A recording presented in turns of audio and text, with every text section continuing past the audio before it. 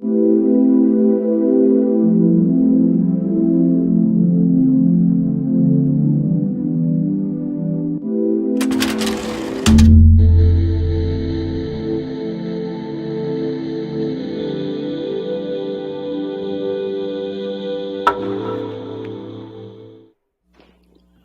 muchas gracias. Si me pongo a dar agradecimientos, se me van los 20 minutos.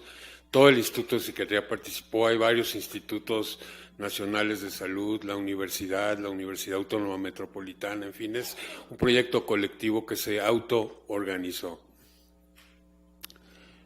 Entonces, bueno, el evento está dedicado a la memoria de Pessoa y en la mañana también de Susana Langer, entonces nada más recordar esta idea de Susana Langer que aplica muy bien a Pessoa, que es que cada forma artística refleja el dinamismo que constantemente se está construyendo en el mundo del sentimiento. Se ha ahora descrito una serie de circuitos cerebrales, vean ustedes ahí 3 circuitos que tienen que ver con lo visual, como la mitad de la corteza cerebral es visual. Vean la sensorimotora, ahí tienen la auditiva, la que de alguna manera te está relacionando con la dopamina y con la emoción y con el deseo, lo que tiene que ver con el control ya más racional, y esta que es la nueva, el gran hallazgo de la neuroimagen en los últimos 40 años, que es un circuito que nadie se imaginaba en el siglo XX que existía, que tiene que ver precisamente con la imaginación, con la ensoñación, con la fantasía.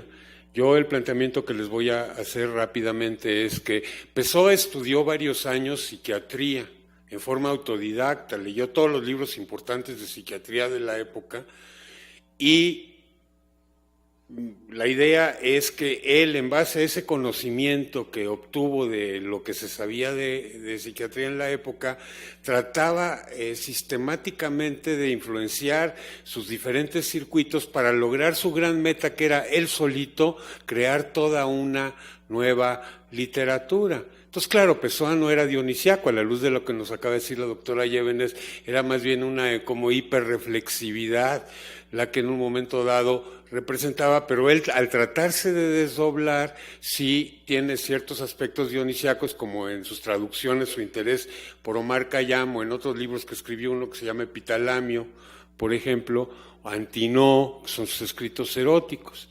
Entonces, esa va a ser un poco la idea, platicarles un poquito de, bueno, exactamente qué leyó, porque digo yo que estudió psiquiatría, y luego, otra dimensión interesante que ha trabajado mucho la maestra Jocelyn Vega tiene que ver precisamente con el hecho que Pessoa escribió en español, en inglés, digo en portugués, en inglés y en francés, y tiene obra, digamos que se considera trilingüe. Se ha empezado a estudiar los circuitos cerebrales del bilingüalismo, se sabe poco, ahí tienen por ejemplo a color las zonas del cerebro, que el cableado cerebral, los axones que se desarrollan más en personas bilingües, aún no hay estudios del trilingüalismo, pero Pessoa, porque escribió en los 3 idiomas, se presta a eso.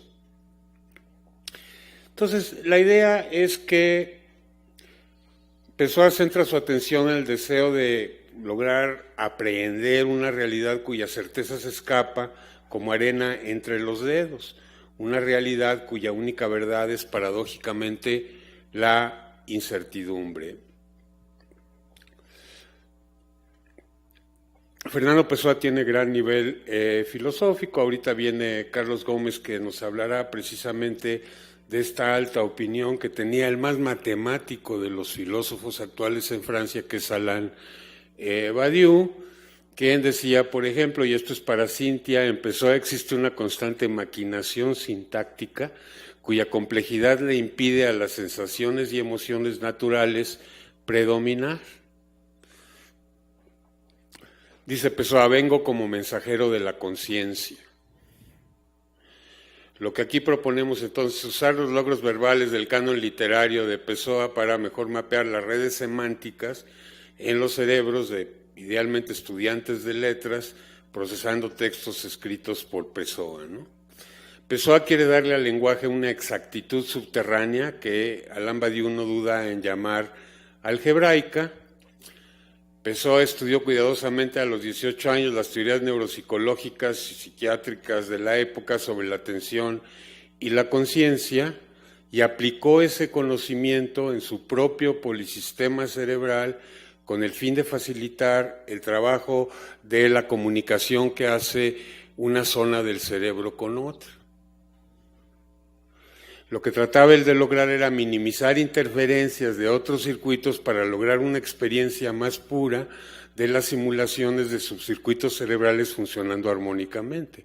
Es decir, en contra de lo de muchos colegas en el pasado que han dicho cosas horribles y muy injustas de Fernando Pessoa, aquí más bien lo que se está planteando que él sistemáticamente trataba bajo control voluntario de desdoblar su self, su unidad, su ego, para tratar de alguna manera, expresar esos diferentes aspectos de la naturaleza humana.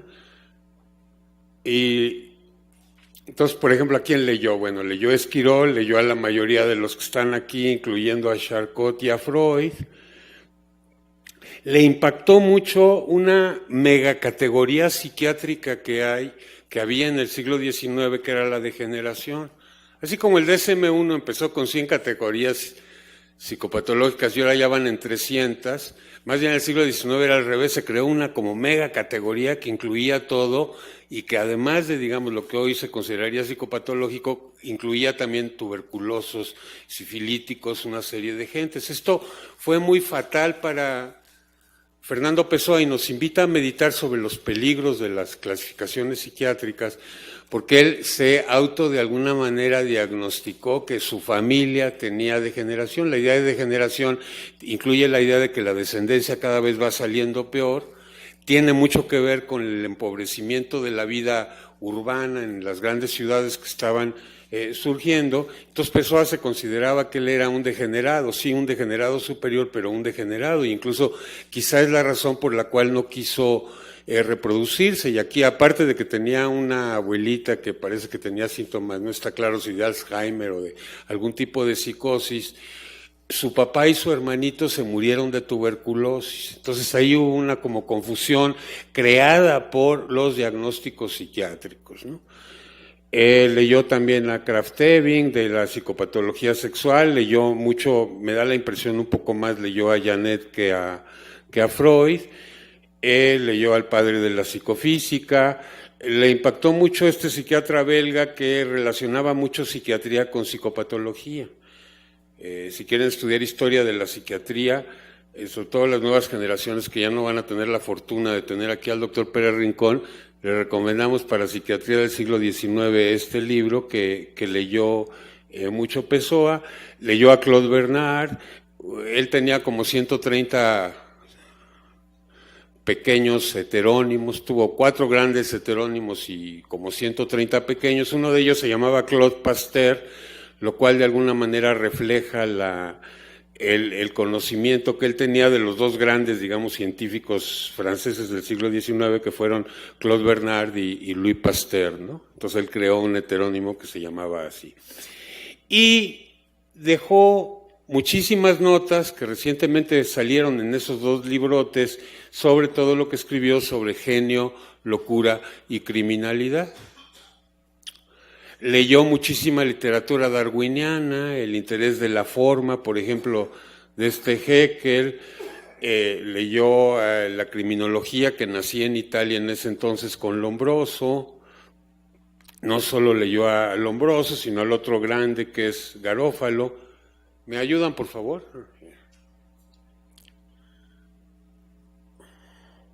Leyó libros que relacionaban la psiquiatría con la poesía, psicología de las masas. Le interesaba mucho la timidez porque él era tímido. De hecho, Amiel, un gran tímido anterior que dejó una memoria, fue objeto importante de sus estudios. Leyó al padre de la psicometría, leyó al maestro Forel, leyó a Ángelo Mozo, que bueno, igual me dicen, bueno, a mí qué me importa que leyera Pessoa un libro de Mozo sobre el magnetismo y el mesmerismo. Bueno, pues resulta ser de que toda esta nueva como era de la neuroimagen en psiquiatría el patriarca, digamos, de todo eso, el doctor Marcus Reichel, y acaba de sacar un libro en donde reconoce a este Angelo Mozo, que Pessoa leyó en su tiempo, como el verdadero padre, el primero que realmente empezó a observar el funcionamiento cerebral directamente. Tuvo lecturas científicas, leyó a Poincaré, pero alguien que lo influenció mucho fue Max Nordau. Antes de leer a Nordau, Pessoa, digamos, tenía 20 años, 22 años. Estaba como muy comprometido con ciertas corrientes románticas tardías, el simbolismo, y de alguna manera el libro de Nordau relacionaba el simbolismo con ciertos fenómenos patológicos. Entonces, Pessoa dice que él se curó del simbolismo leyendo a Nordau y haciendo gimnasia sueca. Y resulta ser que la gimnasia sueca se la recetó el más famoso de los psiquiatras portugueses, Egas Muniz, quien vio a Pessoa, obviamente no encontró mayor psicopatología en él y lo mandó a hacer gimnasia sueca. Entonces, otro que leyó también mucho es Moreau de Tours.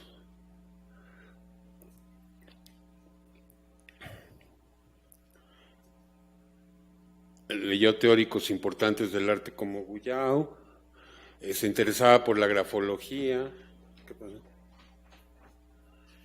Y entonces lo que es muy interesante es que ahora recientemente se ha empezado a mapear bien el lenguaje. Yo recuerdo cuando se inauguró la tomografía de positrones en los 80s en la Universidad de Nueva York, que estaban muy desconcertados los neurólogos porque estudiaban en afasias y no les salía nada, les salían resultados rarísimos. O sea, querían ver a Broca y a Wernicke y no salía Broca y Wernicke, salían como muchas cosas rarísimas. Entonces, ahora ya con resonancia magnética funcional se ha empezado a documentar la manera como las palabras anidan en el cerebro y cómo es prácticamente toda la corteza cerebral donde se están representando diferentes palabras, como las palabras, por ejemplo, que tienen que ver con la acción, están cerca de la corteza motora, las palabras que tienen que ver con el color están cerca de la zona donde reconocemos color, etcétera. Hay toda una serie de teorías relacionadas con esto. Y entonces, aquí lo que estamos planteando es simplemente que sería súper interesantísimo estudiar cómo, sobre todo estudiantes de literatura de la UNAM, reciben este tipo de libros de textos de Pessoa que además tienen varios, vienen en varios idiomas, ¿no? Luego, otra idea nueva es de que 50 años después de que murió el genio Fernando Pessoa, resulta ser que ahora están diciendo de que hay algo que se llama autocomplejidad o self-complexity, que tiene que ver con la riqueza y con los diferentes aspectos de tu personalidad, y que en un momento dado ese es un rasgo de la personalidad y que eso te protege de ciertas situaciones de angustia o de depresión. Entonces, para mí claramente Pessoa estaba tratando de desarrollar esa autocomplejidad a través de la forma como se desdoblaba en sus heterónimos principales, que fueron Alberto Caeiro, Álvaro de Campos y Ricardo Reis y Bernardo Suárez, ¿no? Entonces, algunas citas del libro del desasosiego de Bernardo Suárez. Descubrí que pienso siempre y atiendo siempre a dos cosas al mismo tiempo. Él leyó mucho de atención, yo creo que él tenía métodos para desarrollar su atención y yo no sé si eso era nato en él, pero él tenía esa capacidad. Tienen igual relevancia las dos realidades a las que atiendo. En eso consiste mi originalidad. Antonio Damasio usa esta cita de Pessoa en uno de sus últimos libros porque es como muy precisa en cómo se está empezando a pensar, en cómo los diferentes módulos cerebrales se organizan. Dice Pessoa, mi alma es una orquesta oculta, solo me conozco como sinfonía.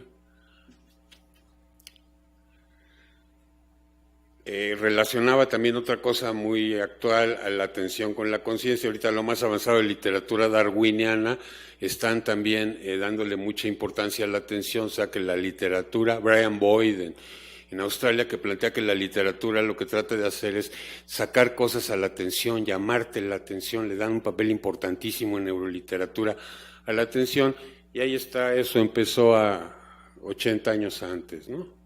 Ahora, lamentablemente por una serie de razones se le recortó un poco el tiempo a la doctora Xenia Llévenes de su presentación, pero ahí está el cuadro de Giorgio de Chirico al que ella se refería, o sea, esa hiperreflexividad que Luis Sas ve en el arte moderno, que se asocia en un sentido totalmente negativo con ciertos síntomas esquizofrénicos, sin en ningún momento insinuar que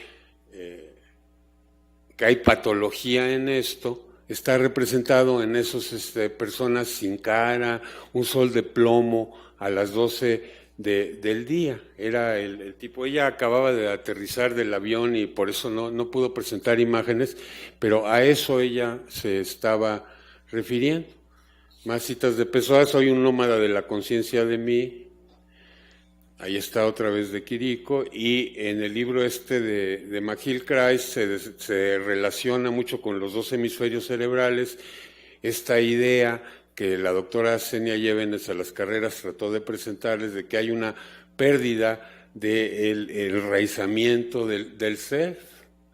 Dice Pessoa, Dios mío, ¿a quién asisto? ¿Cuánto soy? ¿Quién soy yo? ¿Qué es ese intervalo que hay entre yo y yo? Aquí se los pongo con una cita del filósofo Whitehead que plantea que lo que necesita explicarse no es por qué a algunos se les disocia la personalidad, sino más bien por qué en la mayoría de nosotros no está disociada.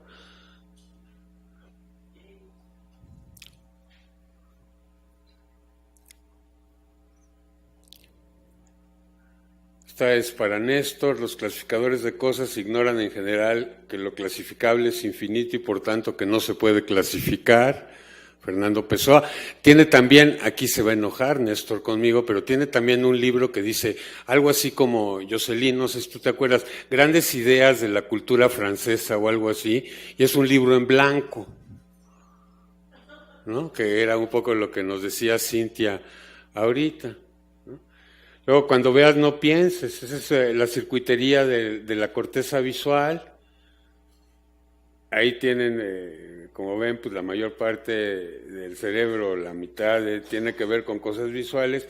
Y a mí esa idea de Fernando Pessoa me sirvió mucho porque, o sea, luego yo sí iba a los museos y me ponía a leer qué año era el cuadro y eso.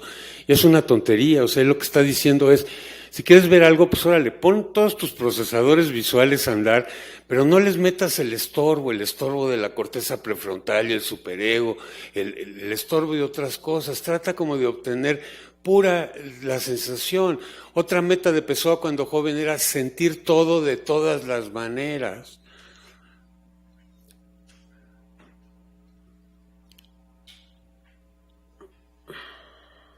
Sentir todo de todas las maneras, saber pensar con las emociones y sentir con el pensamiento. Uno de los maleficios de pensar es ver cuando se está pensando. Ahora, no se le ocurrió nada más a él, era el consejo que le daba Rafael a Leonardo da Vinci.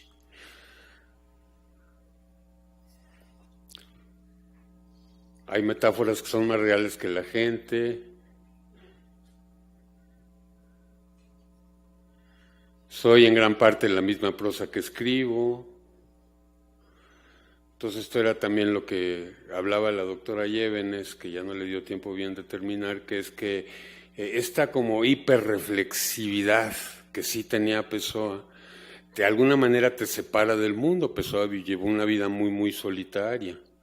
El mundo pierde la realidad, pierde su realidad y la atención se enfoca en el campo de la conciencia en sí. Lo importante de la presentación de la doctora Llévenes fue precisamente que ella nos vino a recordar que estos fenómenos de hiperreflexividad son un fenómeno general del modernismo literario, no nada más de Pessoa. Prefiero la realidad a la verdad, que traduciéndolo al lenguaje actual, lo que quiere decir es quizá que el sentido de presencia y de vitalismo que te da el hemisferio cerebral derecho, él prefiere eso a las maquinaciones lógicas y representaciones semánticas del hemisferio cerebral izquierdo. Entonces, en pocas palabras y para terminar, yo sí quisiera, bueno, pues disculparme ante Pessoa de todas las cosas feas que han dicho de él múltiples psiquiatras y psicoanalistas, y realmente reconocerlo como una persona genial, que lo que pudimos en un momento dado haber interpretado como psicopatología, como desdoblamiento de la personalidad o personalidad múltiple, personalidad esquizoide, todo eso, él lo estaba haciendo a propósito. Y les agradezco mucho su atención.